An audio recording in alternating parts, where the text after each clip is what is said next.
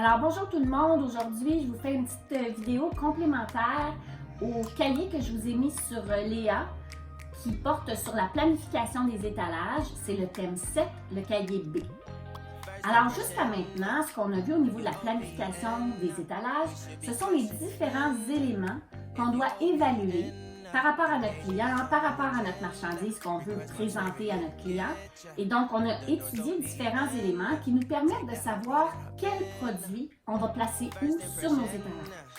Maintenant, on va regarder encore la planification, mais au niveau quantitatif.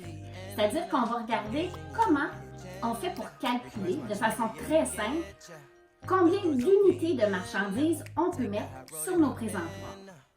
Pour les fins du cours d'introduction en aménagement, on va évaluer la quantité de marchandises qu'on peut mettre sur des gondoles, c'est-à-dire ces grandes étagères à tablettes qu'on retrouve dans les magasins de libre-service et dont on parle régulièrement dans le cours. Donc, rappelez-vous aussi, pour planifier les étalages, on utilise un outil qu'on appelle le planogramme.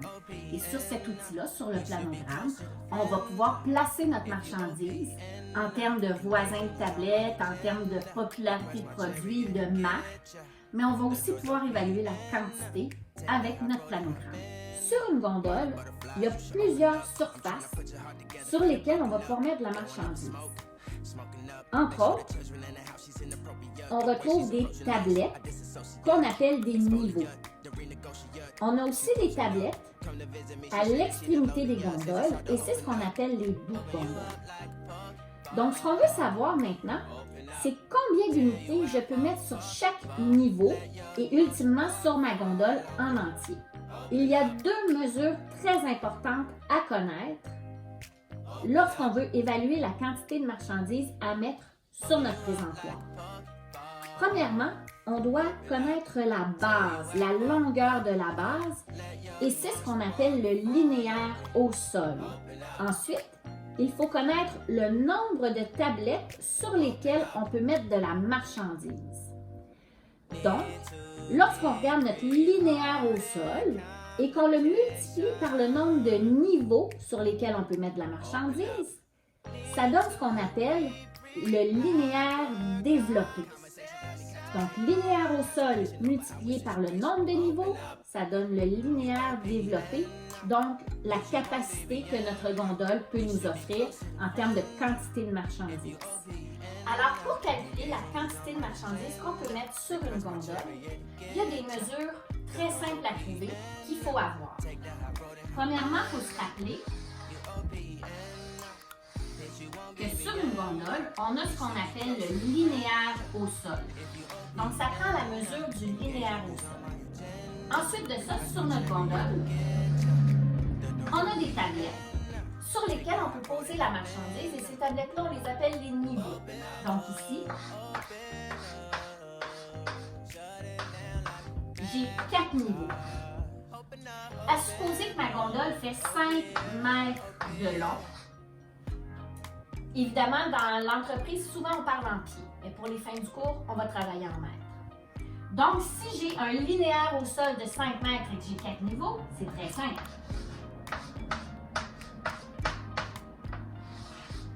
Alors, j'ai 20 mètres de linéaire développé. Donc, l'ensemble de ce que m'offre la gondole comme capacité, c'est ce qu'on appelle le linéaire développé. Alors, de façon plus détaillée, les mesures qu'on doit connaître pour pouvoir évaluer la quantité de marchandises sont d'une part la profondeur, la hauteur et la longueur de la tablette ou de l'espace sur lequel on a décidé de mettre notre marchandise. Donc, si on regarde une tablette, ok, je ne suis pas très bonne en dessous. As-tu des tablettes?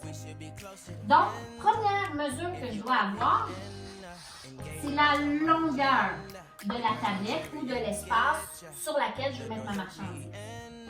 Deuxième mesure à avoir, c'est la profondeur de ma tablette.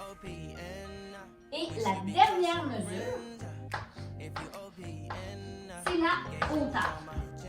Et donc ça va nous donner l'espace sur lequel on peut mettre de la marchandise, parfois en empilé aussi. dernière mesure dont on a besoin, ce sont les mesures de notre emballage, de notre conditionnement. Donc, pour chaque produit qu'on va mettre sur nos tablettes, il faut avoir les mêmes mesures. Donc, il faut connaître la longueur, il faut connaître la profondeur, il faut connaître la hauteur de notre emballage. Alors maintenant, dans votre cahier, page 6 et suivante, vous avez différents exercices. Pour vous aider, je vous donne un exemple afin que vous puissiez les faire par vous-même ensuite. Alors, je vous donne un exemple concret avec, entre autres, une étagère que j'ai à la maison. Pour le moment, on va évidemment juste calculer la surface supérieure de l'étagère, mais en magasin, il s'agira de l'adapter. Donc, rappelez-vous, je vous ai dit qu'il y avait 3 mesures importantes à avoir. La longueur, la profondeur et la hauteur. Alors, j'ai déjà calculé ici les mesures de ma tablette et en longueur, ma tablette a 50 cm. Ensuite, en profondeur, ma tablette a 30 cm. Et puis, bien évidemment, il n'y a pas de hauteur. Mais s'il y avait un autre niveau au-dessus, je pourrais calculer la hauteur de l'espace situé entre les deux tablettes. Ah, il neige! La deuxième série de mesures dont vous avez besoin, ce sont les mesures de votre emballage. Donc, encore une fois, la longueur, la profondeur et la hauteur.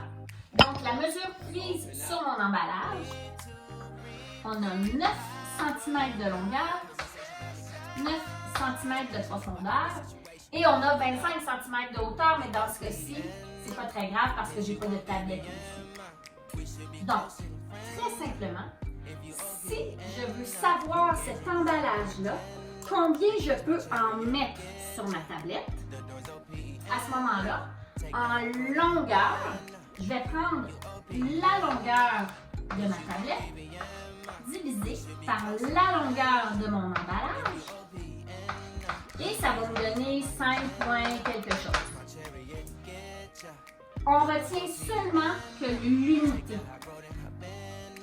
Donc, normalement, sur une tablette de 50 cm, compte tenu que mon emballage a 9 cm, je devrais pouvoir mettre 5 unités.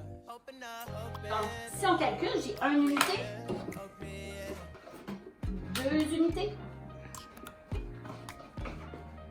3, 4 et 5. Donc, est-ce que le calcul était bon? Oui. Petit détail, les façades de produits qu'on voit, ce sont des facings. C'est comme ça qu'on les appelle dans le jargon.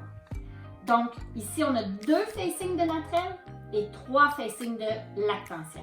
Donc là, j'ai trouvé la quantité de facing que je peux mettre tout le long de ma tablette. Si je veux savoir en profondeur combien je veux en mettre, ben, c'est le même calcul. Donc, je prends la profondeur de ma tablette, je le divise par la profondeur de mon emballage et ça va me donner 3 points quelque chose parce que 3 fois 9, 27. Donc, j'oublie les décimales, je garde mon unité. Est-ce que je peux effectivement mettre 3 produits profonds? Alors, si je regarde ici mon Lactantia, est-ce que je peux mettre un deuxième emballage puis un troisième? Donc, c'est comme ça qu'on calcule combien de facing on peut mettre et combien de produits on peut placer les uns derrière les autres sur cette tablette-là. Donc, ultimement, si je veux connaître la capacité totale de ma tablette et le nombre d'unités que je peux mettre dessus, bien, je vais calculer le nombre de facing multiplié par ma quantité en profondeur. Donc, 5 facing fois 3 unités de profond. Combien je peux mettre de produits au total sur ma tablette? 15. Donc voilà, c'est le petit exemple que je voulais vous donner pour que vous puissiez passer à travers le cahier B du thème 7. Et si vous avez des questions, vous me les posez via Mio ou sur Zoom. Bye tout le monde!